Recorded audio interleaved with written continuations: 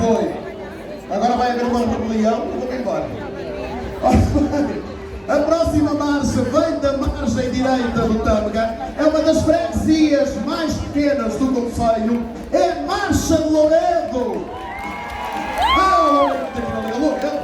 Louredo, até porque eu passo lá quase todos os dias quando venho a Amarante.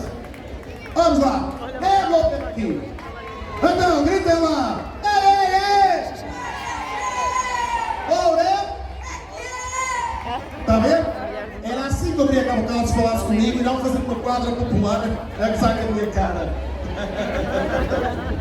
Ora bem, a Marcha de Louredo tem como tema Louredo Protege a Natureza, autoria da letra e música Ismael Magalhães, autoria da coreografia e ensaiador Alexandra Fonseca, os padrinhos António Torres e Neuza Ferreira. São, imaginem, para uma freguesia pequenina, são 58 marchantes, isso é que é. A mostrar a muitas grandes que não participam como é que se faz. Louredo protege a natureza, num apelo à sobrevivência das espécies. São João de Louredo avança através da cidade, adornado em tons de verde e azul, cores simbólicas da terra da riqueza natural que rodeia a freguesia. Esta freguesia, nomeada em honra da planta Lauro Laurectum, é um exemplo vivo de como a natureza deve ser valorizada e protegida.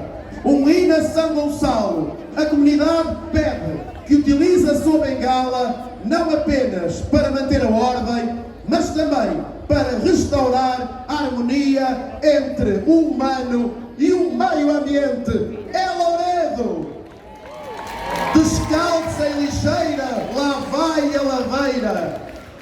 Por acaso não é esta, é esta. Nem é a próxima. Louredo, pelas ruas a cantar, pede a São Gonçalo proteção. Pega na bengala e salva a terra, é a mensagem de São João.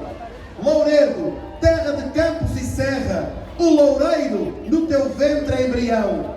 Ergue-te em hino a São Gonçalo para proteger o concelho e a nação.